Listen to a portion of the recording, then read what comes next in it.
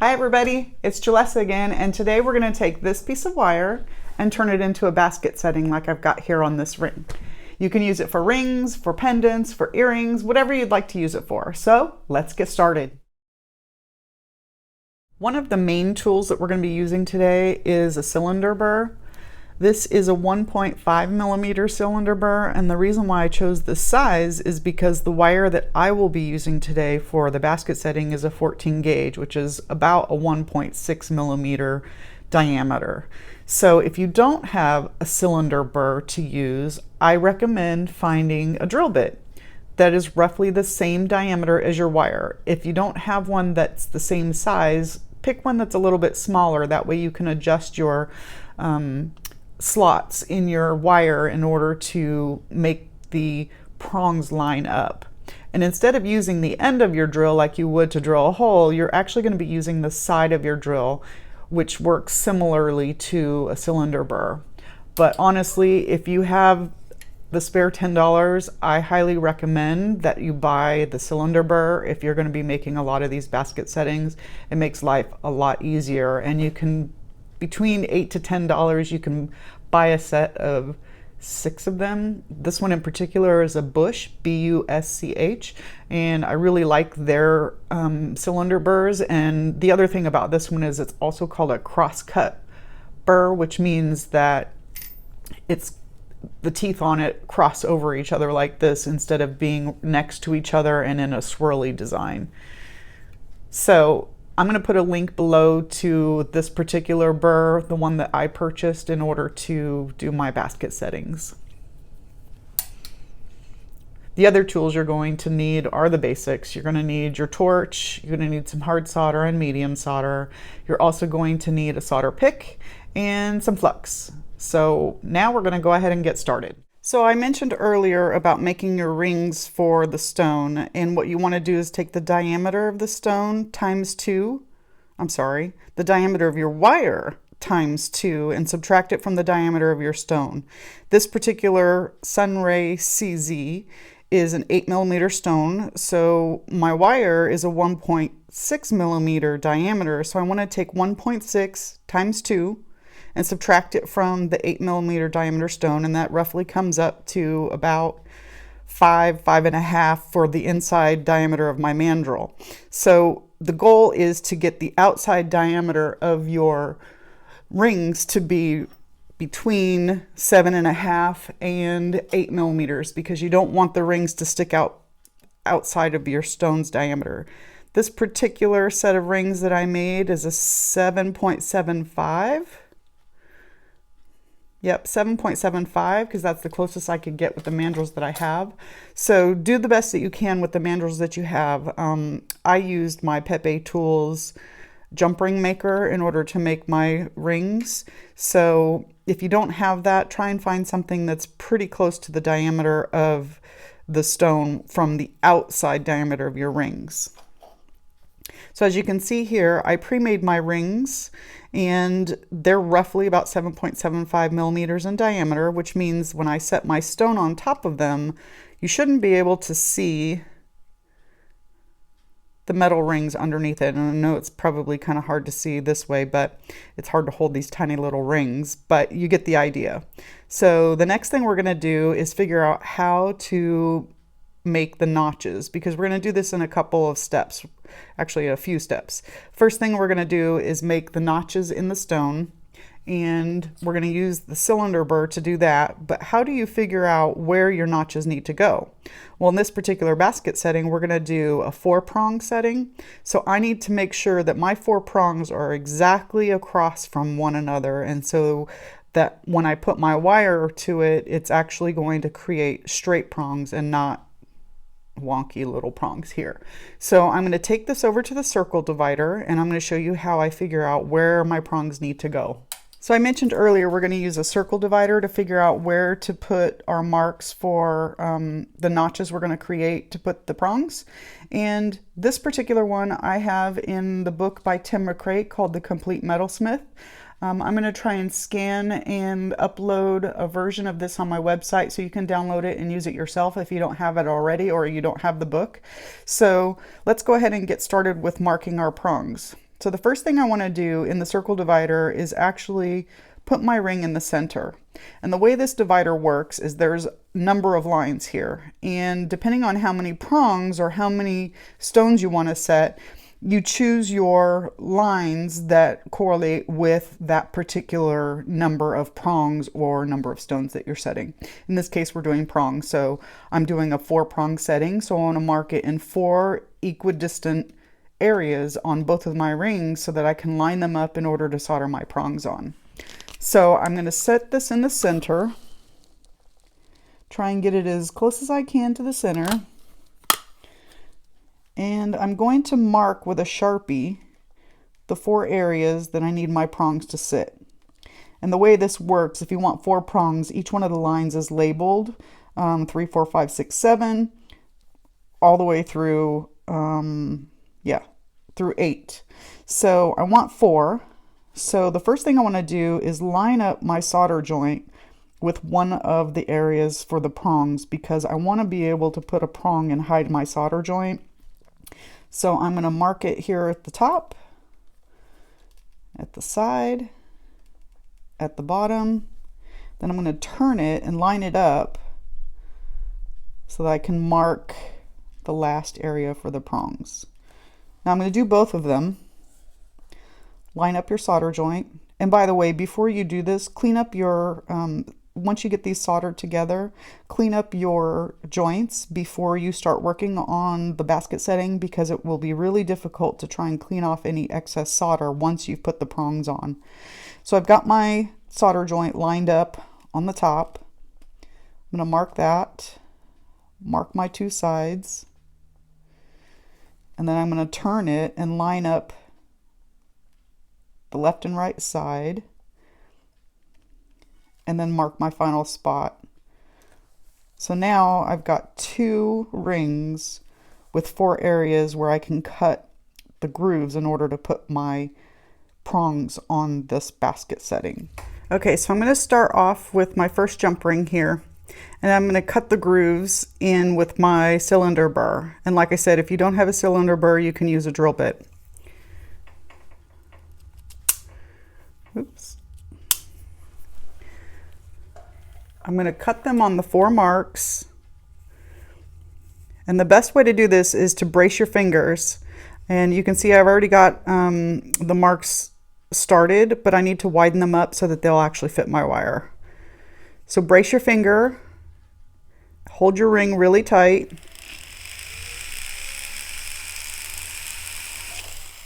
and cut on your 4 marks. If you find this difficult, you can clamp this in a ring clamp and do it that way. Oops. See, you don't want it to do that. That's why you brace your work.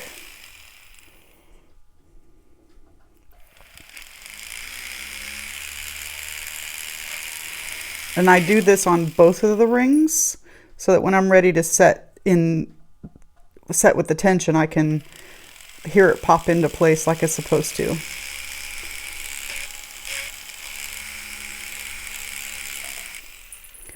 Okay, I think that's going to work. Let me widen this one up just a little bit more. There we go. So now what you want to do is take your wire that I showed you earlier today, straighten out your legs, and then bend it so that it's approximately the same width as your jump ring. Because the goal is to get that jump ring fit right here in the middle with tension. So if you have to, squeeze it just a little bit closer than what you think you need. And I just twisted my wire up. The other thing you want to make sure is that your wire is straight with both legs, because you don't want it all twisted up and have your prongs to be crooked. There we go. So now I'm going to take my jump ring and fit it in here on opposite sides. And I'm listening for a small little click to see if it fits in there and holds tightly. And obviously that didn't. So I'm going to squeeze it a little bit. Oh, I did it again. Twisted it. And if you have to, take your half rounds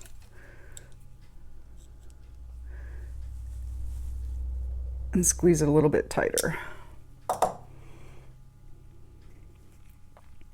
And you're probably going to have to fiddle with this quite a bit to get it to fit just right. There was one snap.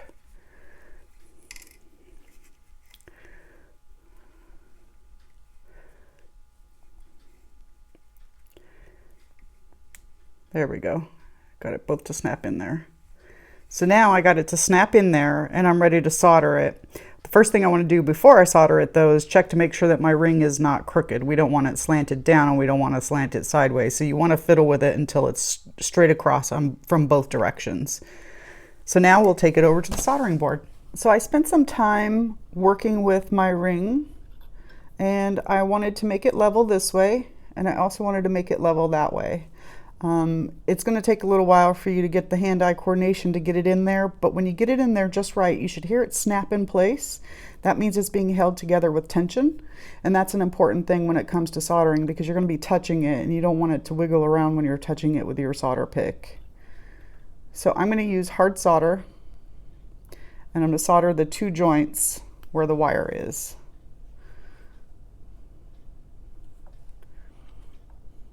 There we go. So I will get my flux.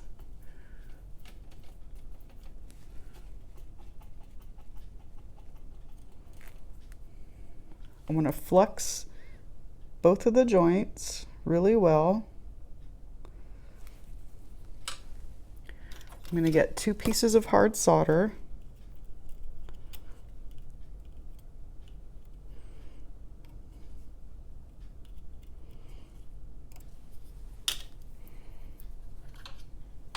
Have your solder pick ready.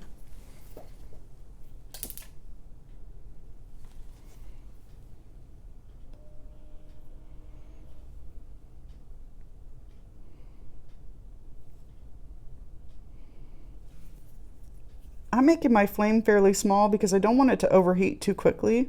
It's more than hot enough at this range, but I'm going to go ahead and make it just a smidge bigger. Oops, that's too big.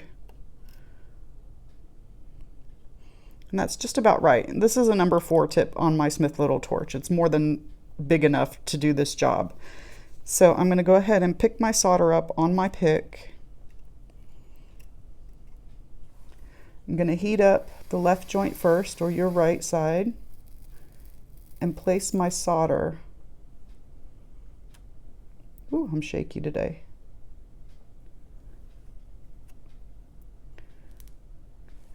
So that's the first one.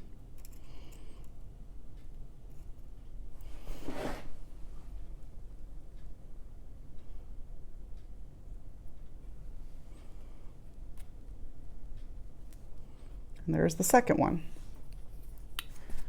Now this may take you a few tries, but that's okay. Just keep practicing at it and you'll get quicker at it and faster at it. Now remember, I spent the whole week last week practicing this because it had been a very long time since I did it. So it seems like I did this fairly easily, but I didn't. This time around it went pretty well, but it took me a few tries to finally get this system down and get it finished. So now I'm going to quench and pickle this, and then we're going to go back to the bench pen and I'll show you how I put the other 2 prongs on. Okay, so our first round of soldering is done. We need to put the other 2 prongs on the opposite sides. And the first thing we want to do is make sure to clean up your solder joints before you do your next solder operation, because like I said before, it's going to be a lot harder for you to get your files and sandpapers in there to clean it up after the fact. So go ahead and clean up your solder joints and make sure that you don't have any scratches or marks on the outside of your rings or even on the inside of your rings. So now I'm going to take this piece with a second piece of wire that I have bent in half, and I'm going to try and fit my prongs from that one on the opposite edges. And you should also hear the same little snap. And what you want to do is just slide it down as far as you can get it. And now it's crooked. Not quite as tight on the bottom as it is on the top. So I'm going to go ahead and take my half rounds and tighten that curve up just a little bit.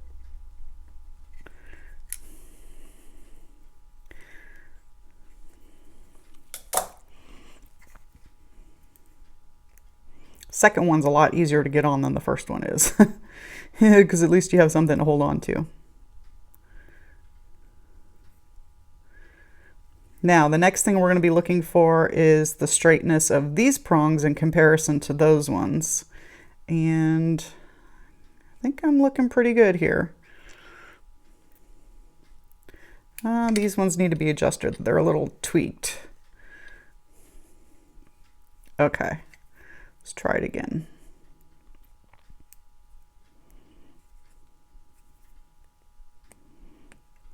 There we go. Now we've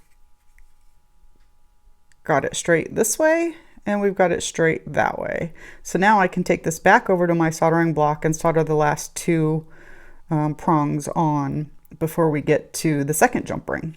Okay, so the next thing we're going to do is make sure these are still lined up. And it got a little crooked in transportation. Make sure they're straight, and actually, there we go. Now it's straight. Put this back together. If you have your notches cut properly, when you look over the top of it, your 4 prongs should be even around that circle. If it's not, check to see if maybe it's just crooked, or if maybe you need to realign your solder joints on the first ones. You shouldn't need to, but it's good to check it. I'd rather check it and have it done right than have it soldered completely and then have it be crooked.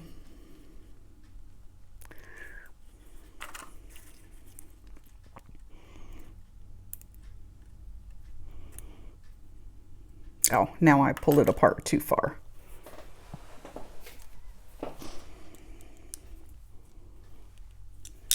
There we go. I should have just left it alone. Ah.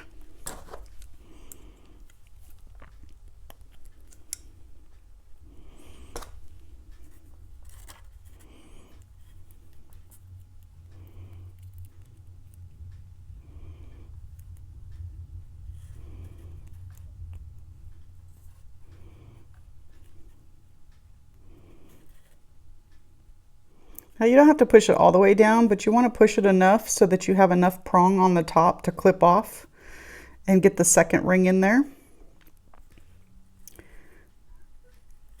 It's a little crooked here. There we go. Now I've got it straight. I'm checking over the top. My wires are straight. Now I'm going to clamp the side that I just put on into my third hand. And this is going to help with a heat sink so that I don't have to worry about overheating and having the first solder joint come apart. So the first thing I'm going to do is flux both joints really well, just like we did before.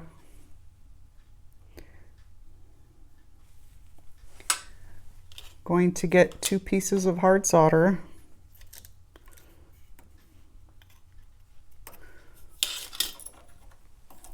My solder pick. Get my torch turned on.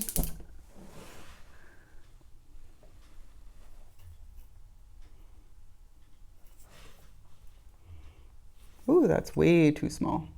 Maybe it'll work, but I want you to be able to see the flame. So I'm going to pick up my first piece of solder, and I'm going to solder the right side, which is your left, first.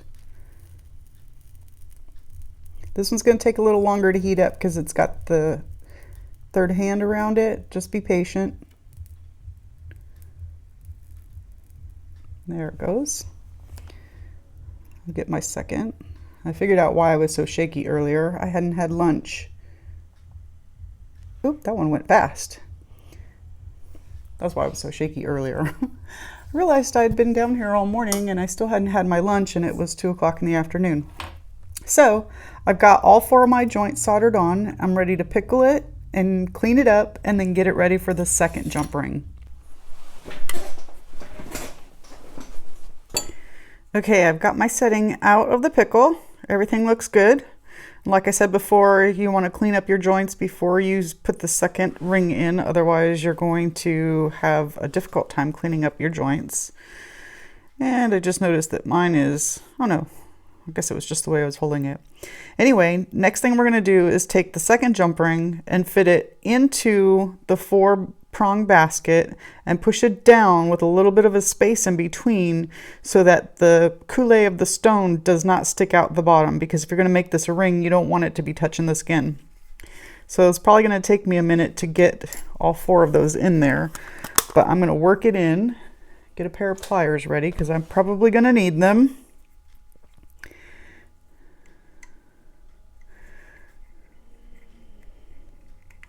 I'm going to start working the ring down. Oops. Forget it. I'm just going to start with the pliers in the first place. This is the second tricky part, is trying to get these in here and getting them in there tight.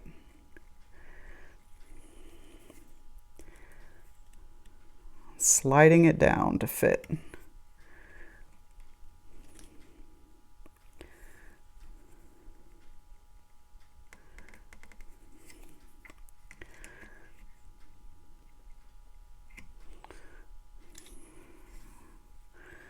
Okay, I got the second one in there.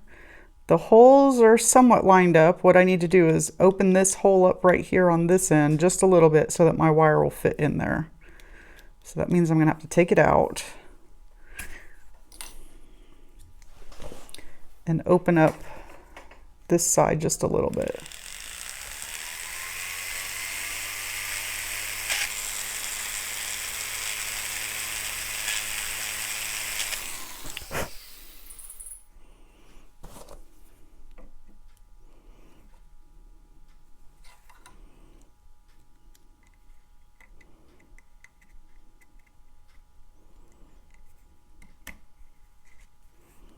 Okay, it fits perfect. That happens one time out of a million.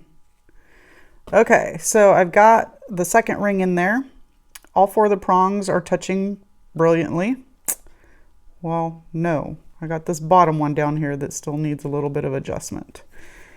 Keep testing and adjusting and making sure that your prongs are sitting firmly in the seat that you've cut on your ring, because if it's not, then that will compromise the integrity of the whole setting. You don't want to go deeper, you just want to go wider.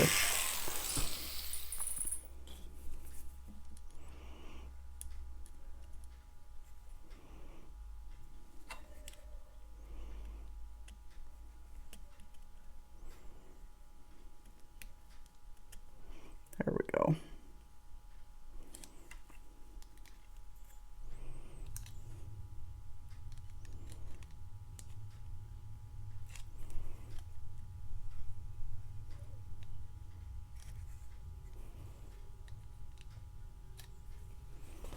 Now the spacing that you're going to need to make between the 2 rings is going to be dependent on how deep your stone is.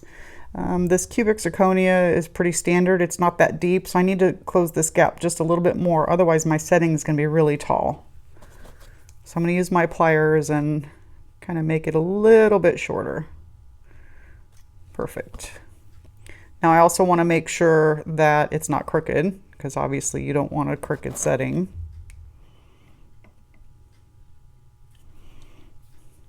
This is the tough part too, because you got to get it just right. Check it all the way around.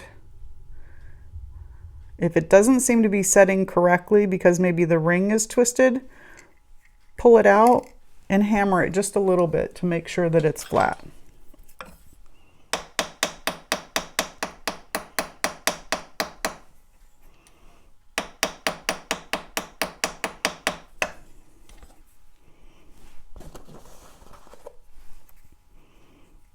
My pliers again.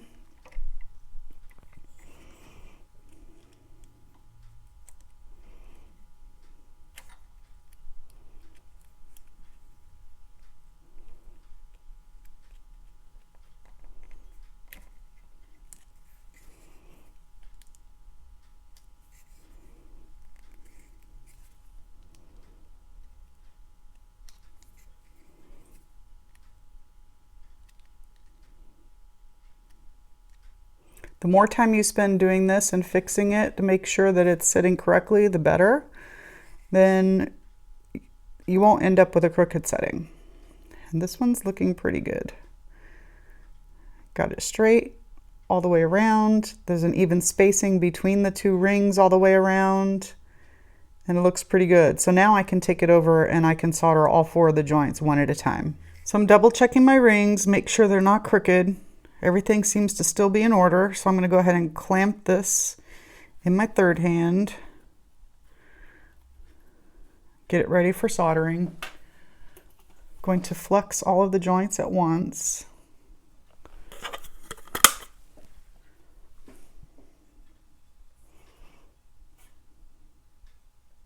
I'm going to get 4 pieces of solder out.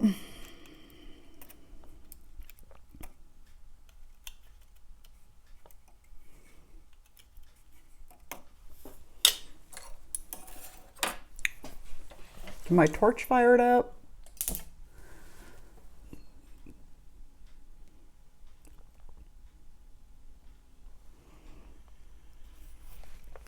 And I'm going to solder the joints one by one.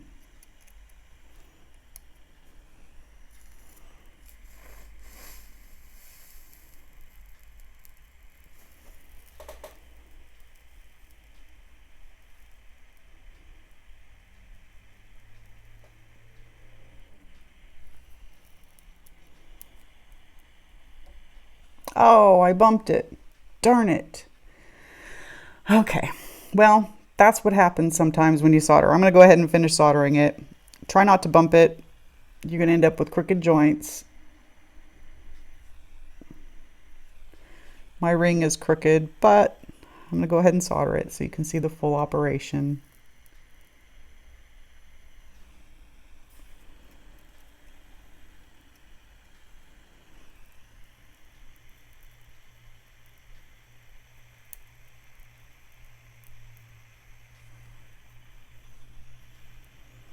It's actually not that bad, but just know it's not perfect.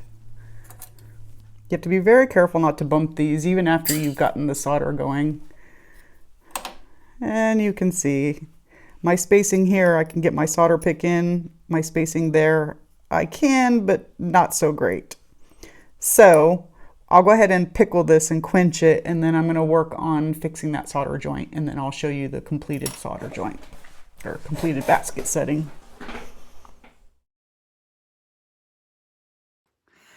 So I was hoping I could salvage the setting, but it didn't want to cooperate with me. So as you can see, it's very crooked, and I'm going to have to remake this off camera so that we can get back to the step where it kind of messed up. So let me get to it.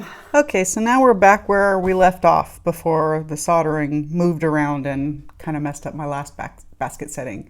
As you know, I had to restart it and start a whole new basket setting. So this time I made sure that my basket setting was much tighter so that if I touch it, it's not going to go anywhere. And that's kind of the point of the second set of basket setting, or the second set of the second rings that need to go on your basket setting. You want to make sure that they fit tight and they fit in the joints nicely so that when you do go to solder them, they don't come apart like the last ones did for me. So we're ready to solder this right now. So I'm going to get 4 pieces of solder like I did last time and solder one joint at a time.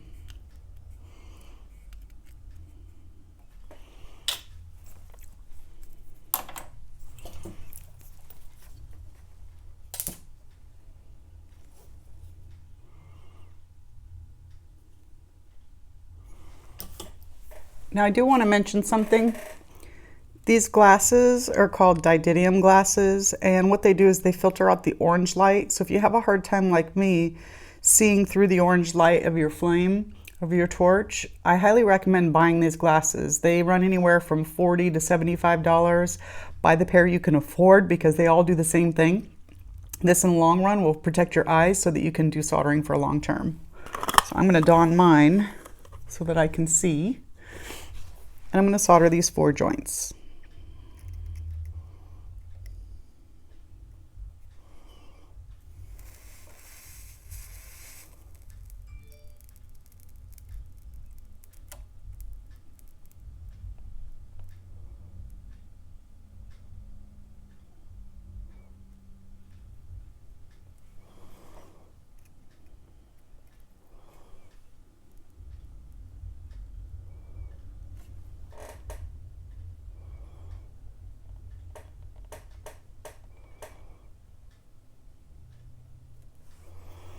Now I'm going to turn this so I can get to the other two joints a little bit easier.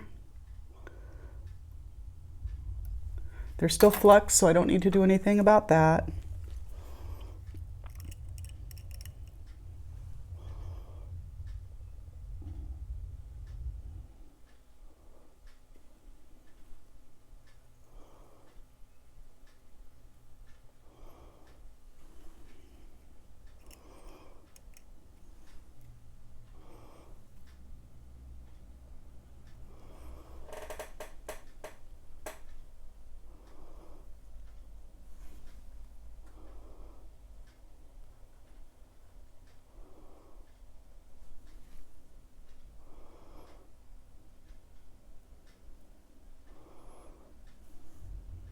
Okay, so now that's done.